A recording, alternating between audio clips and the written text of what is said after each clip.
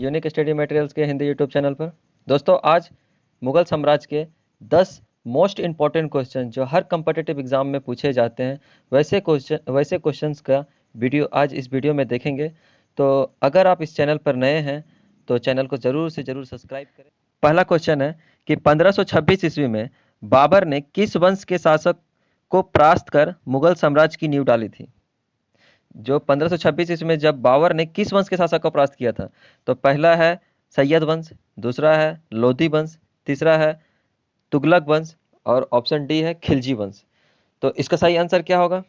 इसका सही आंसर होगा कि उन्होंने लोधी वंश के इब्राहिम लोधी को पानीपत का जो प्रथम युद्ध हुआ था 1526 ईस्वी में, उस समय हराया था। इब्राहिम लोधी को वहीं पर लोधी वंश ध्वस्त हो गया, खत्म हो गया वहीं पे। इब्राहिम लोधी ही जो थे, जो आपका लोधी वंश का आखिरी शासक थे, ठीक है। और लोधी वंश खत्म हुआ, वहां से फिर मुगल वंश की स्थापना हुई, वहीं पर नींव रखाया, ठीक है। और क्या कब हुआ था? 1526 में क्या हुआ था? 1526 में पानीपत का प्रथम युद्ध हुआ था और उसी युद्ध में इब्राहिम लोधी हारे थे और आपका बाबर जीते थे, जहां पे मुगल वंश की स्थापना हुई। और उसके बाद जो है बाबर का जो जितने भी महत्वपूर्ण युद्ध लड़े हैं बाबर ने, वो कब कब लड़े हैं? तो वो 1526 में लड़े थे पानीपत का प्रथम युद्ध इब्राहिम लोधी के साथ। उसके बाद 1527 में खानवा का युद्ध, फिर 1528 में चंदेरी का युद्ध, हर एक साल बाद 1528 में चंदेरी का युद्ध, फिर 1529 में उन्होंने आगरा जीता। क्या 1529 में आगरा जीता? और उसके बाद 1530 ईस्वी में बाबर की मृत्यु हो गई, है ना। बाबर की मृत्यु 1530 ईस्वी में हो गई। अगर इनके जो इंपॉर्टेंट डेट्स हैं और इनको याद रखने के लिए 1 सेकंड में आपको याद हो जाएगा, उसके लिए एक ट्रिक है, जो ट्रिक का अलग से वीडियो मैं आपको बना कर दूंगा। तो चैनल को जरूर सब्सक्राइब करना कि हर चीज़ का मैं ट्रिक दूंगा, मैथ से लेके जीके से लेके साइंस, हर चीज़ का ट्रिक आपको मिल जाएगा इसी चैनल पे। तो चैनल को जरूर सब्सक्राइब कीजिएगा। तो चलिए नेक्स्ट क्वेश्चन को देखते हैं। दूसरा क्वेश्चन है, भारत में ग्रांड ट्रंक रोड बनवाई थी, जो भारत में जो ग्रांड ट्रंक रोड है वो किसने बनवाई थी? देखिए क्वेश्चन कितनी बार पूछा गया, एसएससी 2002 में, आरआरबी, एएसएम, गुड्स गार्ड 2005 में, जेपीसी 2010 में। तो सोचिए कितना रिपीटेड क्वेश्चन है ये। और ऑप्शन है ए अशोक ने, बी शेरशाह सूरी ने, सी अकबर ने, या डी हुमायूं ने। तो किसने किया था? इसका सही आंसर क्या होगा? तो इसका सही आंसर होगा option B. Option B Sher Shah Suri ने। शेरशाह सूरी ने ग्रैंड ट्रंक रोड की स्थापना की थी, है ना। और देखिए ये जो मार्ग है ग्रैंड ट्रंक रोड, ये मतलब कि बहुत पहले से इस्तेमाल होते आ रहे हैं। 16वीं शताब्दी में बनी थी। कब बनी थी? 16वीं शताब्दी में बनी थी। और इसको जो है शेरशाह सूरी ने मैंने बढ़िया और एक पक्का करवाया था, एकदम पकिया रोड जो था। एक शेरशाह सूरी ने बहुत बड़ा रोड ये पकिया बनवाया था, जो मतलब कि दूरी मापने के लिए जगह जगह पर पत्थर लगवाए थे। मतलब कि हर रोड के जितने बड़ा रोड था उसके दूरी मापने के लिए जगह जगह पर पत्थर लगवा दिए थे, पेड़ लगवाए थे रोड के किनारे, कि जो राहगीरों का जो है वो मतलब कि साया मिले राहगीरों को। और ग्रांड ट्रंक रोड है वो कोलकाता से पेशावर पाकिस्तान तक लंबी है। कहाँ तक है ग्रांड ट्रंक रोड जो है? इंपॉर्टेंट क्वेश्चन है ये। ग्रांड ट्रंक रोड जो है कोलकाता से पेशावर तक लंबी है और पेशावर पाकिस्तान में स्थित है। तो चलिए नेक्स्ट क्वेश्चन को देखते हैं। तीसरा क्वेश्चन है कि गुजरात विजय की यादगार में अकबर ने किसका निर्माण कराया था? किसका निर्माण कराया था? एसएससी देखिए 2002 और 2000 में पूछा गया क्वेश्चन है। तो ये जो है कि किसका निर्माण कराया था? बड़ा इमाम बाड़ा, बुलंद दरवाजा, सी जामा मस्जिद, डी सिद्दी बसीर। तो इसका सही आंसर क्या होगा? बी बुलंद दरवाजा, जो फतेहपुर सिकरी में है। बुलंद दरवाजा कहाँ पे है? फतेहपुर सिकरी में। फतेहपुर सिकरी में है, ठीक है। बुलंद दरवाजा स्थित है, जो अकबर ने किस लिए बनवाया था? या गुजरात के विजय के उपलक्ष्य पे जब गुजरात अकबर ने जीता उस समय क्या किया? देखिए आपका यहाँ पर बुलंद दरवाजा है। जो अकबर ने जब गुजरात को जीता तो उस समय उसकी उपलक्ष्य में ही ये इस बुलंद दरवाजा का निर्माण करवाया था, ठीक है। और ये रहे अकबर, इसके उपलक्ष्य में ही एक बुलंद दरवाजा का निर्माण करवाया था। तो उसके बाद इसका जो कब करवाया था? तो ये करवाया था 1572 ईस्वी में। कब करवाया था? 1572 ईस्वी में। याद रखिएगा, इंपॉर्टेंट डेट है कि 1572 ईस्वी में बुलंद दरवाजा का निर्माण हुआ था। तो चलिए नेक्स्ट क्वेश्चन को देखते हैं। चौथा क्वेश्चन है कि आईने अकबरी एक महान ऐतिहासिक कृति निम्नलिखित में से किसके द्वारा लिखी गई थी? किसके द्वारा लिखी गई थी? देखिए एसएससी 2002 में पूछा गया क्वेश्चन है। कब पूछा गया था? एसएससी 2002 में। ए है अब्दुल फजल, बी है अमीर खुसरो, सी है फिरोज शाह, डी है अब्दुल रशीद। अब्दुल फजल, अमीर खुसरो, फिरोज शाह और अब्दुल रशीद। तो इसका सही आंसर क्या होगा? ए अबुल फजल। आईने अकबरी जो है वो अबुल फजल की रचना है, जो अकबरनामा का एक भाग है। किसका है? आईने अकबरी अकबरनामा का एक पाठ है। अकबरनामा का, अकबरनामा किसने लिखा था? तो अकबरनामा भी अबुल फजल ने लिखा था। ठीक है, अकबरनामा का एक पाठ है ये, अकबरनामा का एक पाठ है। कौन? आईने अकबरी। ठीक है, और ये अबुल फजल मुगल बादशाह अकबर के दरबार में एक विद्वान व्यक्ति थे। जो अबुल फजल जो थे, ये अबुल फजल, ऑप्शन ए इसका सही आंसर है। अबुल फजल जो है ये अकबर के दरबार में एक विद्वान विद्वान व्यक्ति थे। और यह जो है ये आईने अकबरी या फिर अकबरनामा, जो इनका जो एक मोस्ट जो बहुत ही महत्वपूर्ण कृति है, जो एक महान कृति माना जाता है इतिहास के, वो है आईने अकबर, सॉरी, अकबरनामा। तो चलिए नेक्स्ट क्वेश्चन को देखते हैं। क्वेश्चन, पांचवा क्वेश्चन है कि पानीपत की दूसरी लड़ाई 15 नवंबर, सॉरी 5 नवंबर 1556 में निम्नलिखित में से किसके बीच हुआ था? तो मैं क्वेश्चन को फिर से पढ़ देता हूं कि पानीपत की दूसरी लड़ाई 5 नवंबर 1556 ईस्वी में निम्नलिखित में से किसके बीच हुआ था? तो ए है, ये भी देखिए क्वेश्चन रिपीटेड है, 2002 एसएससी में पूछा गया क्वेश्चन है। तो पूछा गया अकबर और हुमायूं के बीच हुआ था, अकबर और राजपूत और मुगल के बीच हुआ था, सी बाबर और इब्राहिम लोदी के बीच हुआ था, और सिकंदर और आदिल शाह के बीच हुआ था। तो पानीपत की जो दूसरी लड़ाई 1556 में हुई थी, वो किसके किसके बीच हुई थी? अकबर और हुमायूं के बीच, हेमू के बीच, अकबर और हेमू के बीच हुई थी। ठीक है, पानीपत की जो दूसरी लड़ाई थी वो अकबर और हेमू के बीच। और जो हेमू को जो पूरा नाम है दोस्तों, ये नाम आप याद रखिएगा, जो हेमू, ये हेमू है, हेमू का पूरा नाम है हेमचंद्र विक्रमादित्य। क्या नाम है इनका? हेमचंद्र विक्रमादित्य। ये लोकप्रिय हुए हेमू के नाम से। किसके नाम से? हेमू के नाम से इनका। लेकिन नाम क्या है, पूरा नाम क्या है? हेमचंद्र विक्रमादित्य। और अकबर की सेना के बीच, पानीपत के बीच मैदान का लड़ाई हुआ था, और अकबर के सेनापति खान जमान और बैरम खान के लिए एक निर्णायक जीत थी। ये जो पानीपत की जो लड़ाई थी, अकबर जीते थे, और वहाँ पर एक हिंदू शासक हेमचंद्र विक्रमादित्य जो तो हारे थे। और ये एक निर्णायक लड़ाई थी किसके लिए? बैरम खान और खान आजम के लिए, जो इस लड़ाई का, इस युद्ध को लीड कर रहे थे। और देखिए दोनों राजा यहीं पे हैं, अकबर और हेमू। कौन? हेमचंद्र विक्रमादित्य इनका पूरा नाम था। चलिए नेक्स्ट क्वेश्चन को देखते हैं। नेक्स्ट क्वेश्चन है कि दिन ए इलाही नामक जो धर्म है वो किसके द्वारा शुरू किया गया था?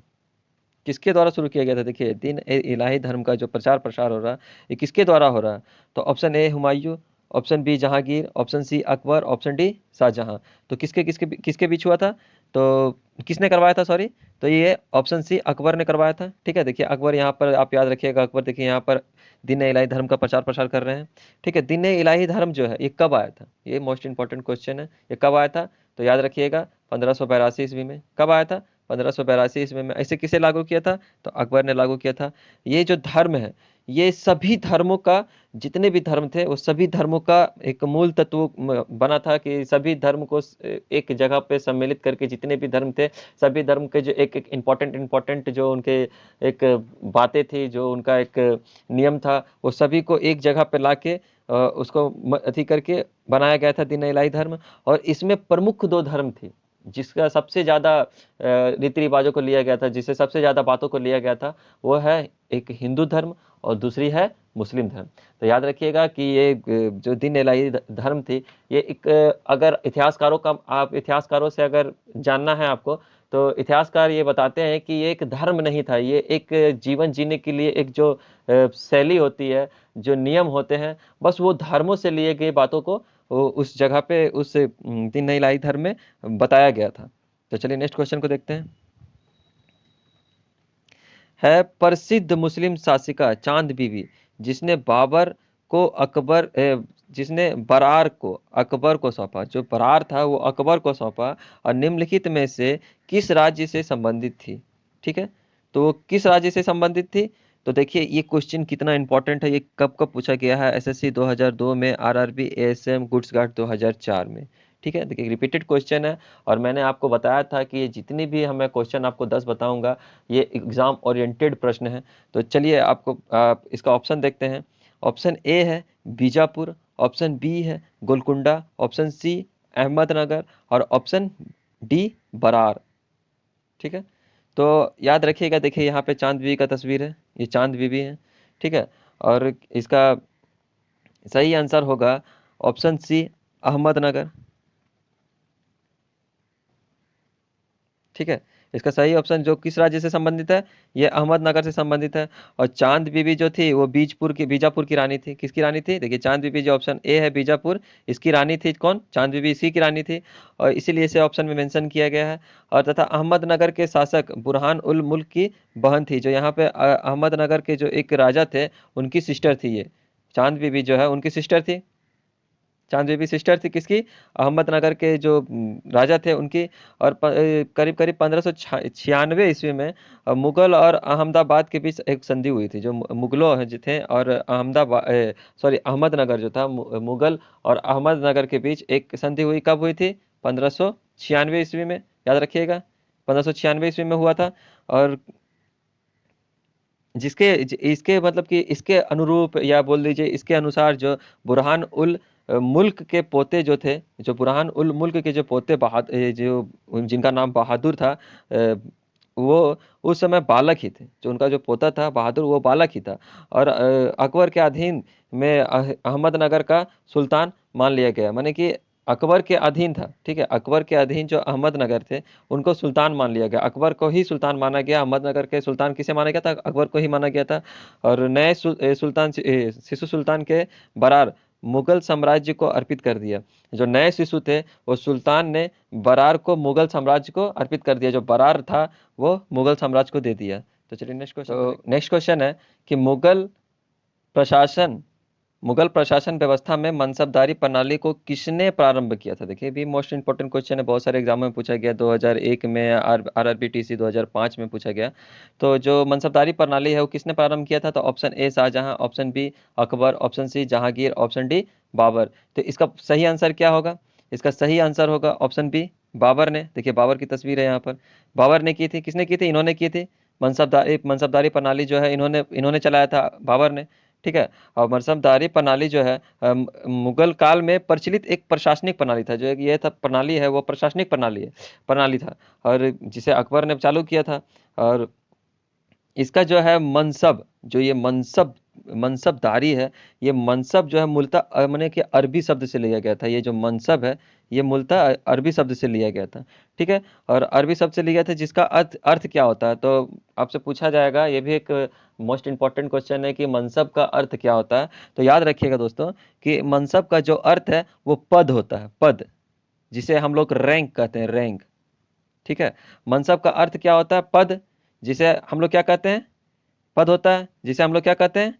रैंक। ठीक है, रैंक कहते हैं। तो और जो मनसब शब्द जो है वो शासकीय अधिकारियों तथा सेनापति का पद निर्धारित करता था। जो मनसब जो है मनसबदारी प्रणाली जो है वो एक पद था, एक रैंक को संबोधित करता था। और उससे क्या होता था कि जो सेनापति के थे, जो अधिकारी थे, जो सेनापति थे, उनके पदों को एक निर्धारित करता था, उनके पदों को एक पदवी देता था। तो चलिए अगला क्वेश्चन को देखते हैं। अगला क्वेश्चन है कि अपने काल का महान संगीतज्ञ तानसेन जो थे वो किसके दरबार में थे? अपने काल के महान संगीतज्ञ तानसेन जो थे किसके दरबार में थे? देखिए मैंने आपको हमेशा बोलते आ रहा हूँ कि और एग्जाम ओरिएंटेड जितने भी सारे प्रश्न हैं जो एग्जाम में पूछे गए वैसे प्रश्न हैं, तो देखिए ये भी एसएससी 2001 में आप सर्च मार लीजिएगा, ऐसे ऐसे क्वेश्चन आपको मिल जाएंगे डेट वाइज। तो चलिए आप ऑप्शन देखते हैं। जहांगीर है, अकबर है, शाहजहां है या बहादुर शाह।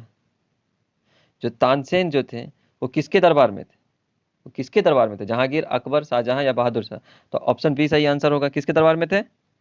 अकबर के दरबार में थे।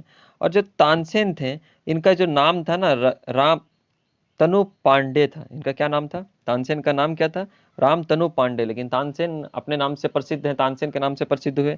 और लेकिन इनका नाम जो था राम तनु पांडे हिंदुस्तानी था। ठीक है, जो हिंदुस्तानी शास्त्रीय संगीत के एक महान ज्ञाता थे।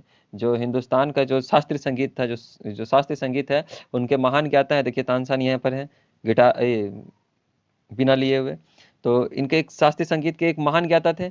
और वो जो थे, तानसेन जो थे, वो मतलब कि अकबर के पास जो 9 रत्न थे, अकबर के पास जो 9 रत्न थे, उन 9 रत्नों में से एक तानसेन भी थे। याद रखिएगा, अकबर के दरबार में तो थे, और प्लस उनके जो 9 रत्न थे, उनके 9 रत्न में से एक तानसेन भी थे। और आज तक उन्हें भारत का एक महान संगीतज्ञ जो समझा जाता है।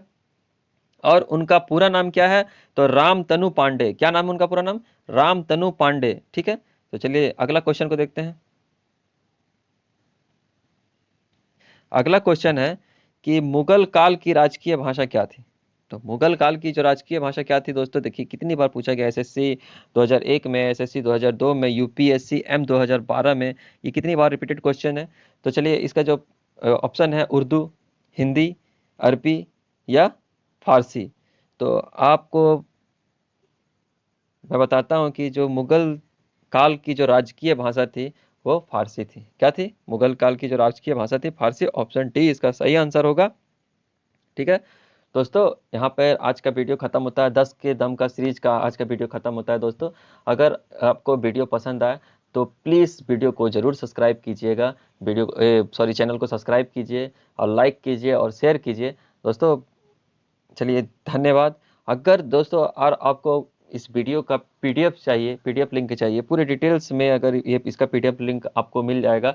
तो अगर इसकी पीडीएफ चाहिए तो नीचे डिस्क्रिप्शन बॉक्स में टेलीग्राम का लिंक दिया हुआ है, वहाँ पे जाइए। नीचे डिस्क्रिप्शन बॉक्स में टेलीग्राम का लिंक है, वहाँ जाइए, टेलीग्राम ज्वाइन कीजिए। टेलीग्राम ज्वाइन करने के बाद देखिएगा वहाँ हर वीडियो का एक पीडीएफ अवेलेबल होगा। और चैनल से जुड़े रहने के लिए टेलीग्राम को फॉलो कीजिए। और यहाँ पर आप चैनल को सब्सक्राइब कीजिए और टेलीग्राम को फॉलो कीजिए। तो चलिए, जय हिंद, जय भारत।